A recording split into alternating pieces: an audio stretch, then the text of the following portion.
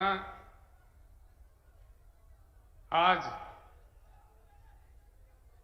इस पक्ष प्रवेश सभा में आए हुए भाइयों, बहनों, पत्रकार मित्रों, मैं आप सभी को प्रणाम करता हूं।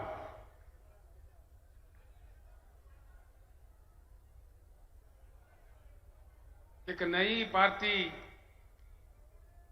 बीआरएस पार्टी कुछ समय पहले ही जन्म लिया था। इस पार्टी का नाम पहले टीआरएस था। ये तेलंगाना राज्य तक सीमित था। देश के हालात समझने के बाद देश के विचारधारा को बदलने की आवश्यकता को समझने के बाद हमने फैसला लिया है कि हमको राष्ट्रीय स्तर पर काम करना है। इसी चीज को लेके हमने बीआरएस का उद्घाटन किया है। पूरे देश भर में काफी समर्थन मिल रहा है। मैं एक विनम्र पूर्वक आप सारे लोगों से प्रार्थना करना चाहूंगा, खास तौर पर हमारे पत्रकार भाइयों से भी। मेरे बात जो भी आप सुन रहे हैं, यहीं भूल मत जाइए, यहीं छोड़ मत जाइए। आप वापस अपने गांव या अपने बस्ती, अपने शहर में जाने के बाद जरूर इन बातों पे चर्चा करें। ये मैं आपसे चाहता हूं। इस बात की इस देश में बहुत सख्त आवश्यकता है। देश की विचारधारा में, देश के सोच विचार में, देश को चलने चलाने में एक बड़ी परिवर्तन की आज आवश्यकता है। हमको आजादी मिले 75 साल गुजर गए। सरकारें कई बने, नेता कई आए, आमदार, खासदार, मंत्री, मुख्यमंत्री, प्रधानमंत्री कई बने। उनको हम ही लोग बनाते गए। एक बात पे विचार कीजिए।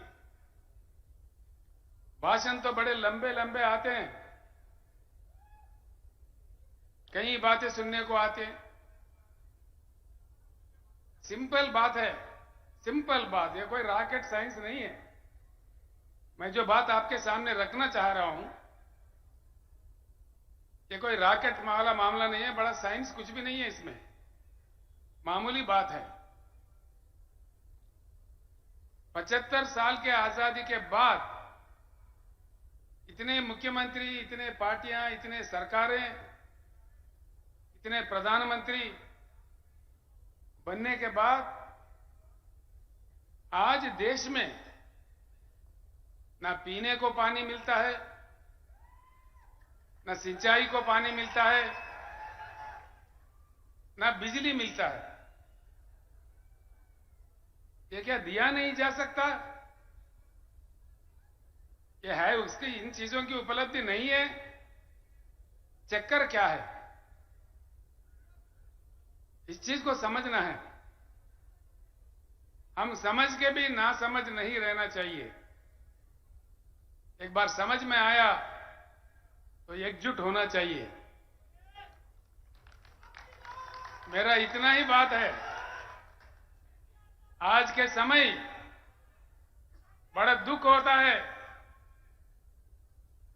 महाराष्ट्र राज्य में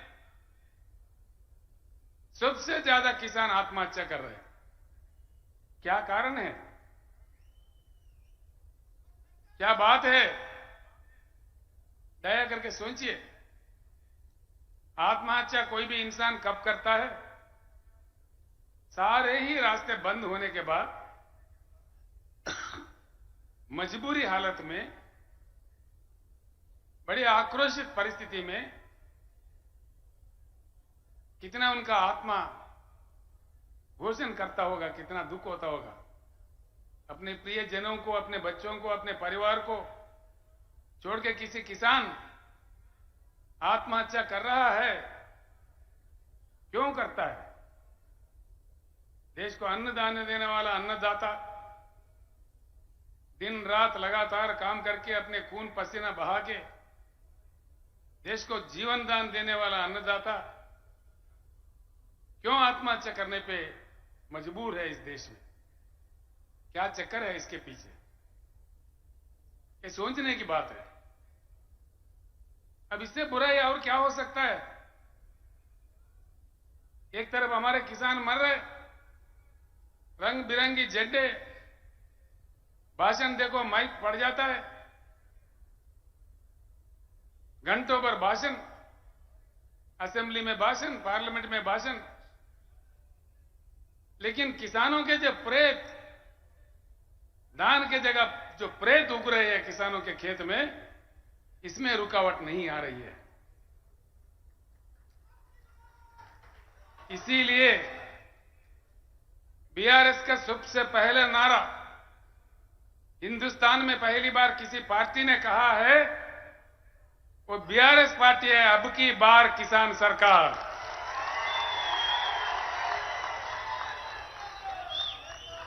अब की बार, मुझे सुनने नहीं दे रहे, अब की बार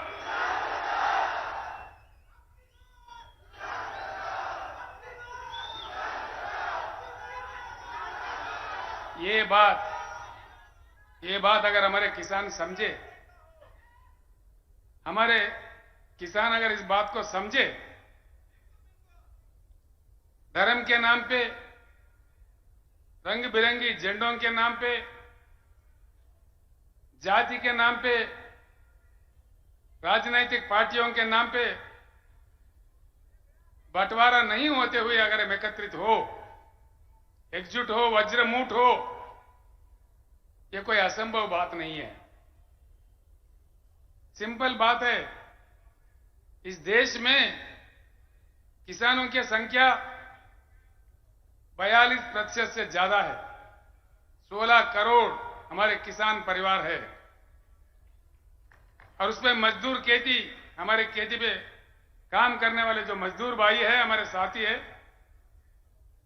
वो दोनों अगर मिला दिए, हम 50% से आगे हैं। सरकार बनाने के लिए इससे ज्यादा ताकत नहीं चाहिए। एक ही बात, गांव में जाके चर्चा कीजिए आज रात में, आज में, कल में, जब आपको टाइम मिले, अपने दोस्तों के साथ, अपने किसानों के साथ संजीदा बैठ के चर्चा उठाइए। क्या केसीआर ने आके नांदेड़ में ऐसा कहा कि ये बात सच है कि झूठ है? मैं इतना ही आपसे प्रार्थना करता हूं, जो लोग समझते हैं बात को, एक दीप से दूसरा दीप जलाए जैसा बात को फैलाना चाहिए, समझाना चाहिए। मुझे पूर्ण विश्वास है, भारत बुद्धिजीवियों का देश है, बुद्धुओं का देश नहीं है। वक्त आने पर, देश को बात समझ में आने पर, महापुरुषों को, महानेताओं को यूं उत्कार दिया। देश में जब इमरजेंसी लगा, पाबंदियां लगे, लोग नायक जयप्रकाश नारायण के एक आवाज पे सारे देश एकत्रित हुए, उस समय के महान नेताओं को यूं उठा के फेंक दिए। आज वक्त आया है किसान भाइयों, बहुत हो गया इंतजार। 75 साल काफी लंबा ही समय होता है। अब तक हम हल चलाते हुए कलम किसी और के हाथ में दिए। किसानों को आज सिर्फ हल चलाना नहीं, कलम चलाना, कानून बनाना भी सीखना चाहिए। बोलने से फायदा नहीं है भाइयों, खाली बोलना नहीं है, नारा लगाना नहीं है। खुद बन जाओ आमदार, खुद बन जाओ खासदार, तभी बनेगा किसान सरकार। ये चेतना अगर आ गया, मैं ये एक बात आपके सामने रखता हूं, मैं कोई अमेरिका का कहानी या किसी अन्य देश का कहानी या किसी अन्य राज्य का कहानी नहीं कहता।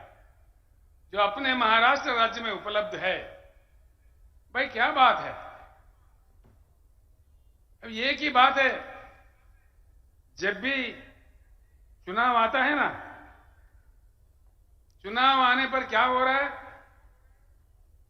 किसी न किसी पार्टी जीतता है, किसी न किसी नेता जीतता है, लेकिन जनता हारता है।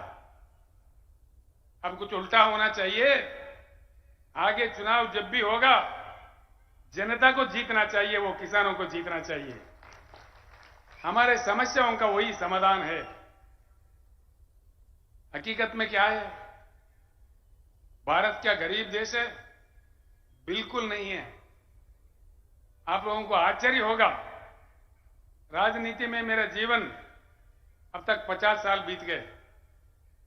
मैं राज्य मंत्री, एमएलए, एमपी, केंद्र मंत्री, मुख्यमंत्री, कई चीज पर काम किया।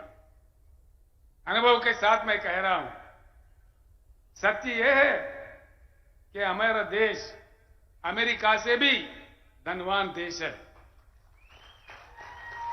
करने वाला अगर हो, नेता का काम ईमानदार हो, काम दमदार हो, अमेरिका से भी हम प्रबल आर्थिक शक्ति बन सकते हैं, इसमें कोई गुंजाइश, कोई शक नहीं है। लेकिन नहीं बनते। एक ही बात से आप समझ जाओगे। एक छोटी सी बात मैं आपको कहूंगा, मैं आपका ज्यादा वक्त भी खराब नहीं करूंगा, जो आप आसानी से समझ पाओगे वो बात मैं आपके सामने रखना चाहता हूं। यहां भारत में संपत्ति है, उस संपत्ति से प्रजा वंचित है। क्यों? क्या पाप किया है जनता ने, प्रकृति ने, भगवान ने? 4 चीज, बहुत ही मूल्यवान चीज हमको दिया है। वो है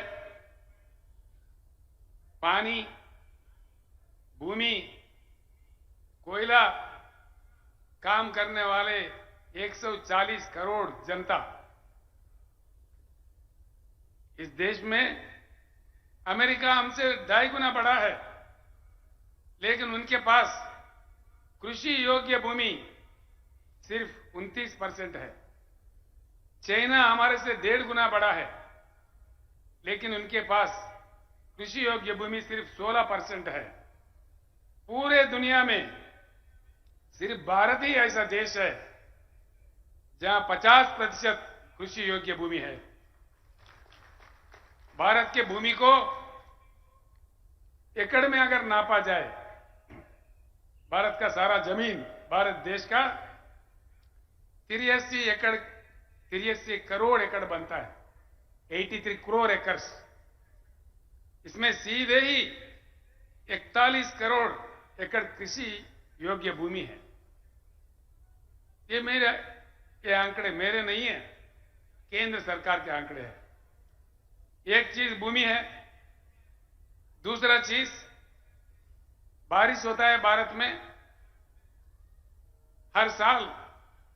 ये भी मेरे आंकड़े नहीं है, सेंट्रल वाटर कमीशन के आंकड़े हैं। 1,40,000 टीएमसी की बारिश होती है इस देश में, 1,40,000।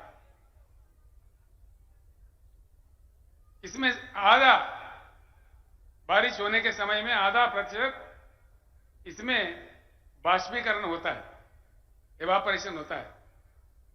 बाकी 70-75,000 टीएमसी शुद्ध पानी हमारे नदियों में बहता है, कश्मीर से लेकर कन्याकुमारी तक। आज तक हिंदुस्तान में आजादी से लेकर आज 75 साल तक पानी अगर उठाया तो सिर्फ 20-21,000 टीएमसी का उपयोग हो रहा है। बाकी 50,000 टीएमसी का पानी समंदर में बह जा रहा है। ये भी मेरे आंकड़े नहीं है, सेंट्रल वाटर कमीशन के आंकड़े हैं। 50,000 टीएमसी समंदर में जाता है, नेता हमारे तमाशा देख रहे, सरकार हमारे तमाशा देख रहे। कोने कोने में पीने का पानी का किल्लत। महाराष्ट्र मुझे बड़ा अजीब लगता भैया।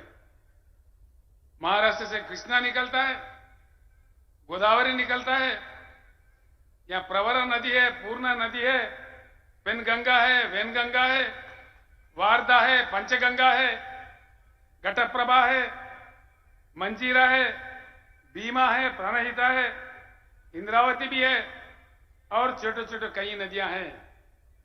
महाराष्ट्र राज्य में पानी का किल्लत क्यों? इसलिए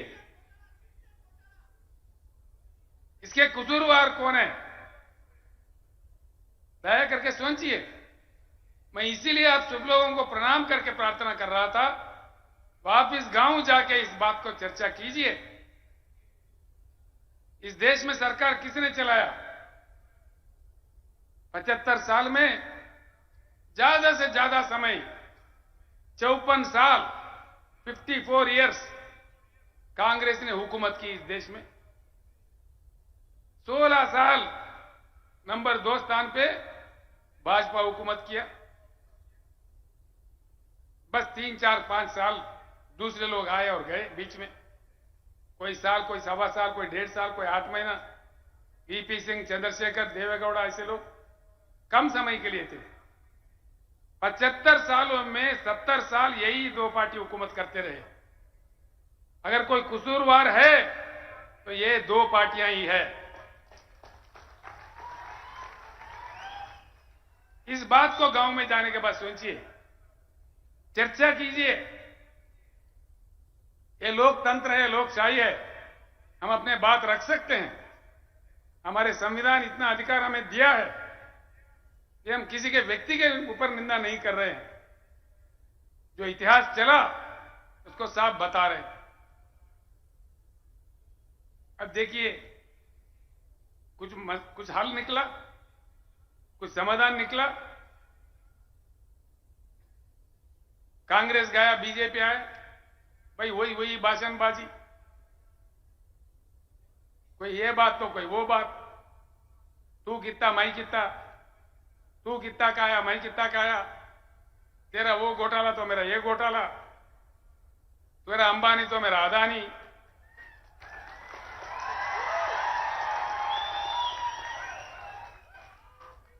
एक सिंपल बात मैं बताता हूं, सिंपल बात है जो आपके आंखों के सामने है, आसानी से आप समझ जाओगे।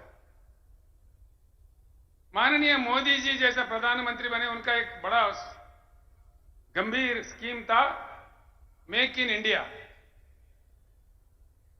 Make in India joke in India बन गया। क्या किधर गया भाई make in India? Make in India काम करता तो हर शहर में, भारत के हर छोटे छोटे शहर में चाइना बाजार लगता है। पतंगों का मांझा चाइना से आता है। दीपावली के पटाखे, होली के रंग, दीपावली के दिए, आखिर हम पूजने वाले गणेश मूर्तियां, हमारे राष्ट्रीय ध्वज तिरंगा, ये सारी चीज चाइना से आते हैं। भाई घरे घर, गांव गांव, गली गली चाइना बाजार लग रहा है, तो कहां गया मेक इन इंडिया? चाइना बाजार क्यों लगता? भारत बाजार लगना चाहिए ना। बस ये बात सच है। नांदेड़ में कितना चाइना बाजार है गिन लीजिए। आप परमनी में जाओ, अकोला में जाओ, कहीं भी जाओ, सारे ही देश में, आप उत्तर प्रदेश जाओ, तमिलनाडु जाओ, तेलंगाना जाओ, आंध्रा जाओ, हर शहर में छोटे बड़े सब में चाइना बाजार लग रहा है। ये क्या हो रहा है देश में? कब तक ये बात चलते रहेंगे? ईमान से सोचिए, दिल से सोचिए। मैं इसलिए बार बार आपसे कह रहा हूं, मेरे बातों को सुन के यूं मत छोड़ दीजिए। मैं आपका भाई हूं, आपका बेटा हूं। मैं दुख दर्द से ये बात कह रहा हूं। ये बात जरूर सोचिए, चर्चा कीजिए। ऐसे ही 2-3 बात और बताने हैं।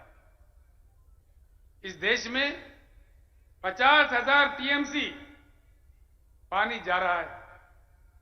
ना हमको पीने का पानी मिलता, ना सिंचाई का पानी मिलता, ना बिजली मिलता। फिर क्या मिलता भाई? भाषण मिलेगा, मन की बात, ये बात, वो बात।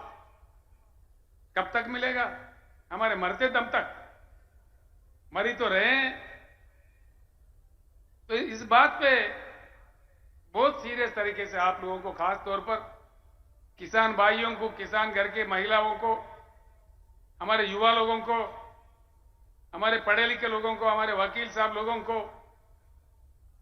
हमारे टीचर्स, लेक्चरर्स जो बुद्धिजीवी है, जो लेखक, कवि, गायक है, सारे लोगों को मैं सर झुका के प्रणाम करके इस पावन धरती, महाराष्ट्र के पावन धरती से विनय पूर्वक विनम्र करता हूं, दया करके इस बात पे सोचिए। ये कोई राजनीति नहीं है, हमारे जीवन और मृत्यु की सवाल है, जिंदगी और मौत की सवाल है।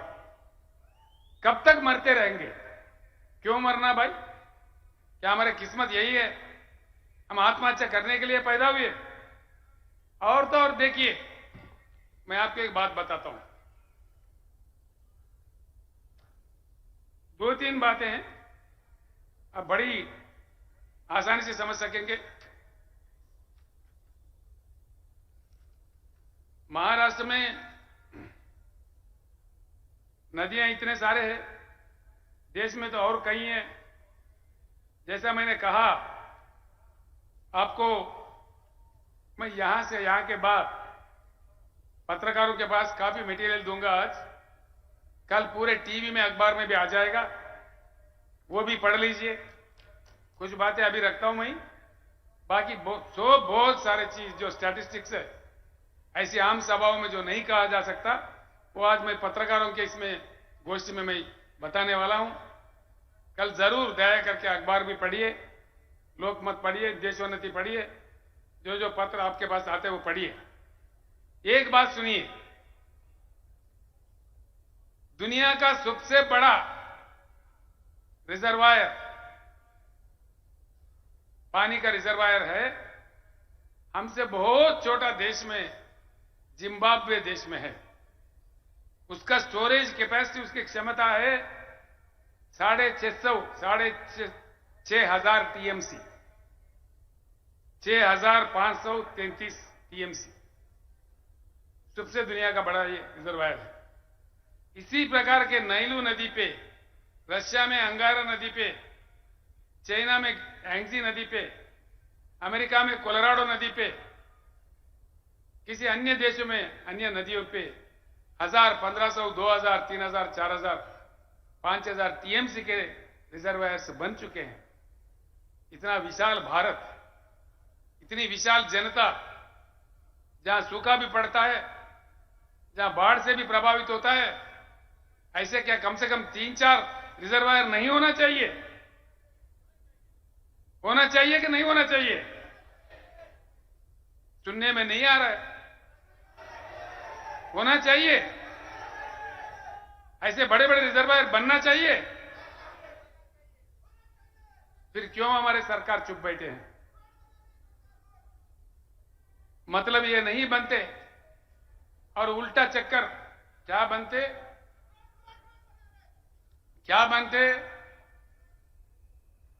ट्रिब्यूनल। भाई देखो, मैंने जैसा कहा, हिंदुस्तान की कृषि योग्य भूमि है 41 करोड़ एकड़। सरकार अगर सही है, ईमानदार है, पानी उठा के दे दे, तो हिंदुस्तान के हर एकड़ में पानी जा सकता है, पानी दिया जा सकता है। ये पानी दिया जाए, नहीं दिया जाए? बोलिए, दिया जाए? समंदर में जाने के पानी लेके उठा के भूमि पे लाया जाए, कि ऐसा ही छोड़ा जाए? आना चाहिए। उधर से वो नहीं बोल रहे, आना चाहिए पानी। जो चाह रहे हाथ उठाइए, आना चाहिए। तो मन तो साफ है, आना चाहिए। फिर कैसे आएगा? क्या ये सरकारों पे हम आशा कर सकते हैं? क्या ये बनाएंगे? ये तो ट्रिब्यूनल डालते हैं, ट्रिब्यूनल 20, 25, 30 साल तक ट्रिब्यूनल का अवार्ड नहीं आता। उसके बाद कितने हमारे ऊपर लगा दिए, ग्रीन ट्रिब्यूनल, मट्टी ट्रिब्यूनल, एनवायरमेंट कमिटी, वो परमिशन नतीजे आए तक और 15 साल। उसके बाद फिर बजट, फिर पास करो, बनो प्रोजेक्ट, यानी कि तीसरा चौथा पीढ़ी में कोई पानी नहीं आएगा। 100 साल के बाद आएगा पानी। क्या ये सरकारें बनाएंगे? हम आशा कर सकते हैं? इसीलिए हमने कहा है अब की बार किसान सरकार बना तभी ये बात संभव हो सकता है। किसान सरकार बने तो ही पानी समंदर में जाने से रुक जाके जमीन पे आ जाएगा। हमारे बीड जिले में आएगा जहां सूखा पड़ता है, हमारे जालना में आएगा, हमारे परभनी में आएगा, हमारे लातूर में आएगा, हमारे गढ़चिरौली में आएगा। हर जगह जहां पानी की किल्लत है वहां आ जाएगा। घरे घर में भरपूर पीने का शुद्ध पानी हमारे घरों में आएगा। भाइयों, मैं आपसे एक बात कहना चाहूंगा जरूर। मैं तेलंगाना का मुख्यमंत्री हूं। 8 साल पहले तेलंगाना भी आपसे बड़ा बुरा हाल में था। करंट नहीं मिलती थी, पता नहीं कब आता कब जाता, भगवान जाने। कई किसान हमारा मर रहे थे करंट मोटर लगाने रात में जाके। किसी को बिच्छू काटा, किसी को सांप काटा, किसी को शाक लग गया। पीने का पानी नहीं था, सिंचाई तो बोलना ही नहीं, सूखा ही सूखा था। आधा लोग पेट हाथ में लिए पलायन थे, देश भर में घूम के मजदूरी कर रहे थे। बड़ी किल्लत थी। 7-8 साल के कड़ी मेहनत से आप लोग जानते हैं, नांदेड़ जिले के भाइयों, जो कि तेलंगाना नांदेड़ के बीच में, महाराष्ट्र के बीच में रोटी बेटी का संबंध है। रोज आना जाना है। आपके लोग, लाखों लोग, हजारों लोग तेलंगाना में आते रहते हैं और तेलंगाना के भाई बंधु यहां भी आते हैं। 24 घंटा करंट मिलता है तेलंगाना में। किसानों को प्रकल्प से जो पानी देते हैं, पानी प्रकल्प से, प्रोजेक्ट से, कोई पानी पट्टी नहीं, फ्री में पानी देते हैं। किसानों को 24 घंटा उच्च गुणवत्ता वाला बिजली फ्री में देते हैं। कोई जाके, कोई माई का लाल का दम नहीं है किसान के पास जाके तुम्हारा कितना एचपी है, कितने मोटर है, क्या तुम्हारे 3 मोटर है, 2 मोटर है, लगाओ, 50 मोटर भी लगाओ, कोई पूछने वाला नहीं है। कोई पूछने वाला नहीं है। आप जाइए, आप लोग आइए, मैं आपको आह्वानित करता हूं। 4 कदम यहीं आप आदिलाबाद आके देख सकते हैं। और किसानों को हमने 100% मराठी भाषा में 100% कहते हो, बीमा का जो रकम है 100% सरकारी बनती है। और दुर्भाग्यपूर्ण तरीके से किसी किसान का मृत्यु एक्सीडेंटल नहीं, सहज रूप में, स्वाभाविक तरीके से भी, नेचुरल डेथ भी, नेचुरल मृत्यु भी अगर होता है, 8 दिन के अंदर उनके घर में 5 लाख का चेक पहुंच जाता है। 70 लाख किसानों का हमने ऐसे किया है। अभी तक करीब करीब 1 लाख किसान जिनका मृत्यु हुआ, उनके घर पैसा पहुंच गया है। और किसानों के लिए 10,000 रुपए हर एकड़ को निवेश के लिए देते हैं, हर एकड़ को। और खरीदारी धान जितना भी उगता है, पूरा पैदावारी 7,000 हमने परचेजिंग सेंटर खोला है। सारा का सारा धान सरकार ही खरीदता है, पूरा एमएसपी देके। ये चीज जब तेलंगाना में संभव है तो महाराष्ट्र में क्यों नहीं? मध्य प्रदेश में क्यों नहीं, अन्य राज्यों में क्यों नहीं, पूरे भारत में क्यों नहीं? क्यों नहीं? नहीं इसलिए कि किसान सरकार नहीं, तो ये सब कुछ नहीं। जहां किसान सरकार है वहां ये सब कुछ है। तो हम भी महाराष्ट्र में ये चाहेंगे या नहीं चाहेंगे? फिर बनाएंगे किसान सरकार? टंडा टंडा बोल रहे आप, बनाएंगे किसान सरकार? इसलिए मेरा आप लोगों से विनती है। दूसरी बात, ये पानी की कथा है, करंट का क्या चक्कर है भाई? आता ही नहीं है।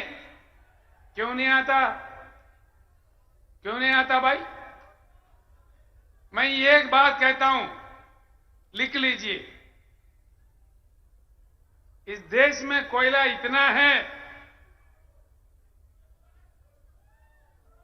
361 बिलियन डॉलर कोयला है हमारे पास।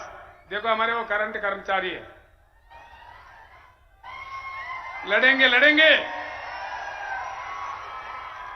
361, हाँ काटन कपास के लोग हैं, बैठ जाओ भैया। 361 बिलियन टन्स का कोयला है। देश को जितना करंट चाहिए उतना अगर कोयला से बिजली पैदा करके अगर देश में 24 घंटा करंट भी दे दें, 125 साल के लिए कोयला सीमा बस है। और कोयला कहां है? कहीं आकाश में है? यही है, हमारे चंद्रपुर में है, बलारसा में है, उमरेड में है, हमारे गुग्गुस कालरीज में है, महाराष्ट्र के धरती में ही है। महाराष्ट्र में गोदावरी भी है, महाराष्ट्र में कोयला भी है, लेकिन यहां पानी नहीं मिलता और बिजली नहीं मिलता। ये क्या चक्कर है भाई? जरूर उसमें दाल में कुछ काला है। ये बात अगर आप सही समझ जाओ, इसमें कोई संस्कृत नहीं है, कोई अंग्रेजी नहीं है, कोई जर्मनी जापानी भाषा नहीं है। कौन सा बड़ा समझने की बात है इसमें? बस हम झंडा देखते ही पागल हो जाते हैं। हमारा नेता क्या दिया? तुम्हारा नेता, हमारा पार्टी क्या दिया? क्या बनते? जब ज्यादा से ज्यादा सरपंच बनते होंगे, जिला परिषद चेयरमैन बनते होंगे, लेकिन हमारे किसानों का प्रेत उठ रहा है। इसमें हमको एहसास नहीं होना चाहिए? हमारे घरों में पानी की किल्लत है, इसका हमारे एहसास नहीं होना चाहिए? ये राजनीतिक तमाशा जब तक चलता रहेगा तब तक हम खामोश रहेंगे, तब तक हम बटे हुए रहेंगे, जब तक हम एकत्रित नहीं होंगे। जो संपत्ति हमारे सामने है, हमारा अपना है, हमारे गांव में है, हमारे राज्य में है, इसको जाके हमको वर्ल्ड बैंक से कोई भीख मांगने की जरूरत नहीं है, कोई अमेरिका का फाइल पकड़ने का जरूरत नहीं है। हमारा संविधान है, हमारे कानून है, हम कुछ सब कुछ बना सकते हैं। हम में वो ताकत है, हम आजाद हिंदुस्तान है। लेकिन पार्टियों के नाम पे, धर्म के नाम पे, जाति के नाम पे बटे हुए, बिखरते हुए हिंदुस्तानी है। इसलिए हमारा हालत यह है। मैं एक बात पूछता हूं भाइयों, ध्यान से सोचिए, दिल से सोचिए। आज इस देश का लक्ष्य क्या है? भारत का कोई लक्ष्य है? भारत अपना लक्ष्य खो दिया है, अंधेरे में अपने रास्ते भूल जाके अपने लक्ष्य खो दे के भटक रहा है। पर चुनाव जीतना ही लक्ष्य है, कोई लक्ष्य नहीं है। चुनाव जीतो, दंगा करो, फसाद करो, जाति भेद लाओ, मतभेद लाओ, करोड़ों खर्च करो, शराब पिलाओ, हत्या करो, लेकिन चुनाव जीतो। कब तक जिताते रहेंगे? आकर हम तंग नहीं हो रहे? जिता जिता के थक गए भाई। कितने आते हैं वोट भिखारी, हर चुनाव में आते हैं रंग बिरंगी कहानी लेके। नेता बदलता है, हमारे किसानों का हालत क्यों नहीं बदलता? किसानों का हालत अगर बदलना है जैसा तेलंगाना राज्य में बदला है, किसान सरकार आने पर ही बदलता है। अब देखो, मैं दुबला पतला आदमी हूं। मैं जब शुरू किया था, नेता लंबे लंबे मोटे मोटे थे मेरे से। अरे बोला, ये दुबला पतला याद है, ये किसको दबा देगा भाई, इससे क्या होगा। अब क्या हुआ, देश जाता है। तो इसलिए नेता को देखा हैरान नहीं होना चाहिए। नेता का मोटापा कहां से आता है भाई? हमारे वोट से ही आता है। नेता बनता कहां से है? नेता का शक्ति क्या है? जब हम ये बात जान गए, जब तक ये बात नहीं समझेंगे भाइयों मेरे बहनों, हमारे को मुक्ति नहीं मिलेगा। हम ऐसे ही आत्महत्या करते रहेंगे, लेकिन हमारा कोई देखेगा नहीं। वो लोग हमको लाइट ले लेंगे। दूसरा बात, मैं आपको आश्वासन देता हूं, अगर आप किसान सरकार बनाओ, गुलाबी सरकार बनाओ, 2 साल के अंदर जगमगाता हिंदुस्तान, जगमगाता महाराष्ट्र। हिंदुस्तान के हर गांव में, महाराष्ट्र के कोने कोने के हर छोटे छोटे कस्बे में भी 24 घंटा उच्चगत गुणवत्ता वाला पावर देंगे। ये मेरा आपसे वायदा है। ये हमने करके दिखाया है तेलंगाना राज्य में। जब वहां संभव है, तो एक बात और सोचिए, तेलंगाना 1/3 यानी कि 4 करोड़ तेलंगाना का आबादी है, छोटा राज्य है। महाराष्ट्र 12.5 करोड़ का आबादी है। तेलंगाना का बजट है 2.5 लाख करोड़। महाराष्ट्र का बजट है 5 लाख करोड़। जब तेलंगाना में किसानों को निवेश दे रहे हैं एकड़ में 10,000, क्या महाराष्ट्र में नहीं दिया जा सकता? महाराष्ट्र में क्या धन की कमी है? धन की कमी नहीं है यार, मन की कमी है। ये बात समझ जाओ। किसान भाई, अगर जो तेलंगाना में जो सुविधा मिल रहा है, सारे सुविधा अगर आप चाहते हो तो उठाओ गुलाबी झंडा और वार ऐसा करो कि खुद बन जाओ नेता। कोई नेता को देखा हैरान होने की कोई जरूरत नहीं है। हम में से ही नेता निकल आते हैं। ये जो एक नेता है, बाल का सुमन है, कहां बैठा है? बाल का सुमन है, ये देखो कितना जवान है। ये कॉलेज में पढ़ रहा लड़का था, मेरे साथ जंग में आया था। कम से कम उम्र में ये पहली बार एमपी बन गया। उसके बाद 30 साल मेरा उम्र था। हाँ, जब इनके 29 साल उम्र था एमपी बन गया।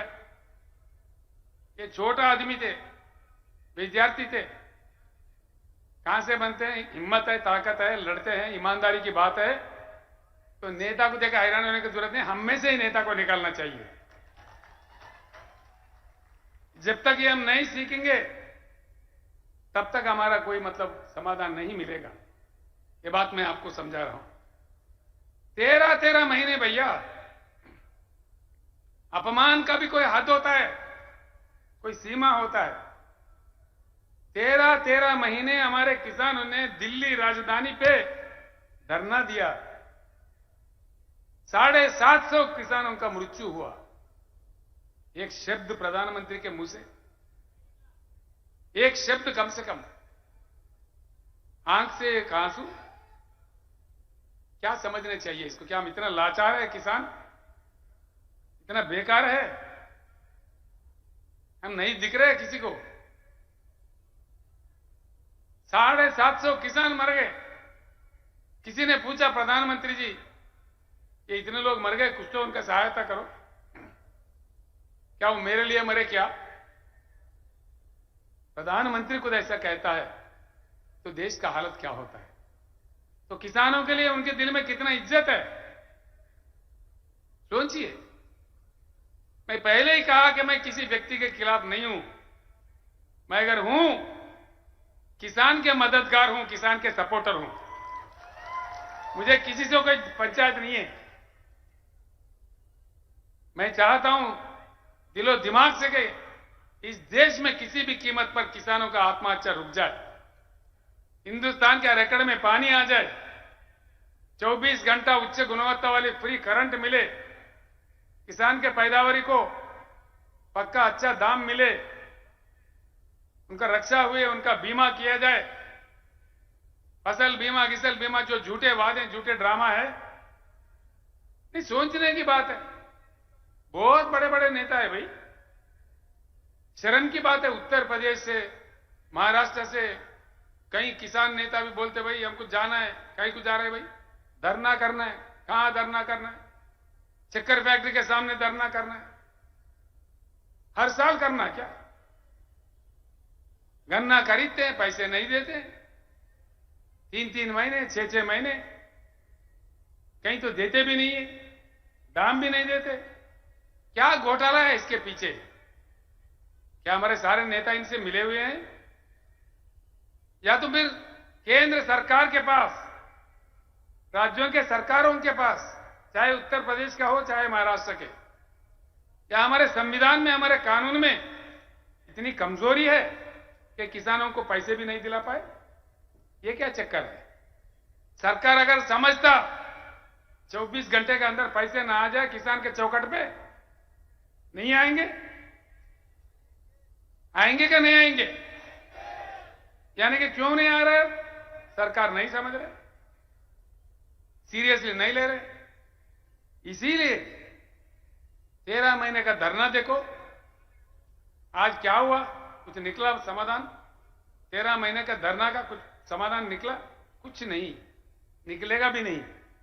इसीलिए कि वो समझ बैठे हैं किसान एकत्रित नहीं होंगे, किसान के पास बुद्धि नहीं है। एक बार एकत्रित होकर बना के बताइए। नांदेड़ भाइयों, महाराष्ट्र के अन्य जिला से आए हुए भाइयों, मैं आपसे विनम्र पूर्वक प्रार्थना करता हूं, आगामी जिला परिषद चुनाव में किसान अपने ताकत दिखा दे, महाराष्ट्र सरकार झुक के आपके पास आ जाएगी। एक बार तो दिखाओ कम से कम। सरकारों को सीधा उंगली से जब घी नहीं निकलता तो टेढ़ा उंगली से निकलना चाहिए। तो इसलिए मैं आपसे विनम्र पूर्वक विनती करता हूं, जब तक हम बिखरे हुए रहेंगे, बटे हुए रहेंगे, हम कुछ नहीं कर पाएंगे।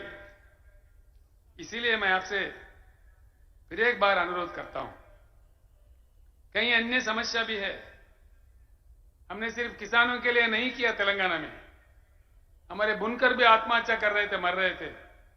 आज उनको सिर्फ 50% में ही सारे उनके लिए प्रबंधन करते हैं, उनके जो सामान चाहिए होता है। हमारे धनगर जो बकरी पालते हैं, 75% सब्सिडी पे भारत में सबसे अधिक 7 लाख के ऊपर बकरी के यूनिट लाके उनको बांट दिए हैं। कलालों का हमने काम किया है, जो सेंधी के जाड़ों का रकम होता है उसको पूरा बर्खास्त कर दिया है। हर किसी को हमने काम किया है। करते करते जो मछुआरे हैं, मछली पकड़ते हैं, उनके लिए काफी हमने काम किया है। उनका भी आज कल्याण हो रहा है। तेलंगाना में फ्री में डालते हैं पूरे सीड जितना भी है, आज वो भी खुश है। जो नाई है, जो हमारे कपड़े धोने वाले धोबी भाई है, उनके लिए भी 250 यूनिट तक का पावर फ्री में देते हैं। वो लोग भी थोड़ा इसको उपयोग कर रहे हैं। हर जिले में एक मेडिकल कॉलेज हमने कायम किया है। 1000 से ऊपर आवासीय विद्यालय हमने बनाए हैं तेलंगाना में। ये सारी चीज जब वहां हो सकता है, यहां भी जरूर होना चाहिए, हो जाएगा। अगर आप समझ गए तो यहां के नेताओं के चक्कर में झंडा में उलझे रहोगे, फंसे रहोगे तो कोई काम नहीं बनेगा। तो इसीलिए मैं बार बार आपसे विनती कर रहा हूं, मैं जो भी कह रहा हूं, आगे पत्रकारों को मीटिंग में जो भी कहूंगा, उन बातों को जरूर सोचिए, गांव में चर्चा कीजिए। अगर मेरे बात सच है, मेरे बात में ईमान है, तो उठाइए गुलाबी झंडा, सरकार किसान का बनाइए, दम बताइए अपना, तब जाके समाधान मिल सकता है। आखिरकार दलित भाई हमारे दलित वर्ग के लोग, पीड़ित वर्ग के लोग हैं, आदिवासी लोग भी है। दलित वर्ग के लोग कब तक रहेंगे ऐसा? इनके लिए भी तेलंगाना में अच्छा समाधान निकाला है। जो तेलंगाना दलित बंधु स्कीम है, हमारे पास 17.5 लाख दलित घराने हैं तेलंगाना में। उनको, हर फैमिली को वापस नहीं देने वाला, बिना किसी बैंक के झंझट के 100% सब्सिडी के रूप में 10 लाख रुपए हर घराने को देते हैं। वो जो काम कर सकता है, उनका कोई रोक दाग नहीं है, जो काम वो समझता है कर सकता है वो कर सकते हैं। तेलंगाना दलित बंधु आज पूरे हिंदुस्तान में मशहूर है। ऐसा ही भारतवर्ष में दलितों के साथ जो अन्याय हुआ, उनका भी पीड़ा चले जाना चाहिए, ये हमारा भारत समाज का फर्ज बनता है। तो इसीलिए हमने प्रतिज्ञा लिया है, शपथ लिया है, बीआरएस सरकार आ जाए तो हर दलित घराने को 10 लाख रुपए दिया जाएगा। हर साल 25 लाख दलित घराने को देश में दलित बंधु भी लागू किया जाएगा पूरे देश भर में। रैतु बंधु जो है, किसान बंधु स्कीम, वो भी हर जगह दिया जाएगा, हर राज्य में दिया जाएगा। भाइयों, इससे मैं एक ही बात आपको कहता हूं, मैं आपको कोई युद्ध करने के लिए नहीं कह रहा हूं, आपसे किसी से झगड़ने का, लड़ने के लिए नहीं कह रहा हूं। कोई धूप में, बारिश में आके जंग करो, मैदान करो, तलवार पकड़ो, ये बात मैं नहीं कहता। बस सिर्फ इतना करो कि बैठो, समझो, चर्चा करो, एकत्रित हो जाओ। हाँ, ऐसा उंगली से मारे तो मार नहीं लगेगा, मुट्ठी भर के पचकड़ मारो तो जबरदस्त मार लगेगा। उंगली बन के नहीं रहना है, मुट्ठी बन के रहना है। एकत्रित हो जाओ, अपने वोट अपने लिए इस्तेमाल करो, अपने वोट अपने लिए। अपना सरकार बने तब जाके हमारा समाधान निकलता है। पानी आ जाएगा, बिजली आ जाएगा, एक के पीछे एक सुबह आ जाएगा, सारे समाधान निकाल जाएंगे, ये गोलमाल से हम हट जाएंगे, अपनी सरकार बना लेंगे। मैं आपसे नहीं, कई चीजें भाई क्या बोलते, मैं आपको कम बातों में कुछ बातें समझाने की कोशिश किया, काफी अन्य बातें भी है। किसानों पे मैं ज्यादा कहना चाह रहा था। इससे पहले हमारे धर्माबाद तालुके के बापूराव कदम जी, हमारे युवा मित्र गणेश कदम मेरे पास आए थे, काफी साल पहले से मेरे पास आ रहे हो। वो चाह रहे थे बार बार कि साहब आपकी आवाज महाराष्ट्र में आ जाए, नांदेड़ में आ जाए।